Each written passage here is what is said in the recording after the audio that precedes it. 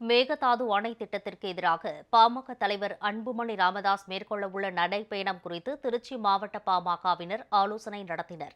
திருச்சி மத்திய மாவட்ட பாமகவின் அவசர ஆலோசனைக் கூட்டம் உறையூர் பகுதியில் நடைபெற்றது. மாவட்ட செயலாளர் திலீப்குமார், மாவட்ட தலைவர் உமாநாத் உள்ளிட்ட நிர்வாகிகள் இதில் பங்கேற்றனர்.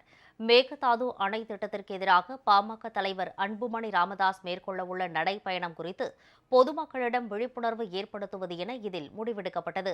திருச்சியில் ஜூலை 3ஆம் தேதி நடைபெறவுள்ள பொதுக்கூட்டத்தை வெற்றிகரமாக நடத்துவது என்றும் பாமகவினர் தீர்மானித்துள்ளனர். 3ஆம் தேதி திருச்சியில் பிரம்மாண்ட பொதுக்கூட்டம், விவசாயிகளை திரட்டி அனைத்து 5 கோடி மக்களுக்கு விழிப்புணர்வை உருவாக்கி பாட்டாளி மக்கள் கட்சி எடுத்தது அனைத்தும் வெற்றியே. அதேபோல் மேகதாது இனி தமிழகத்தில் எல்லை பகுதியில் கட்ட முடியாது.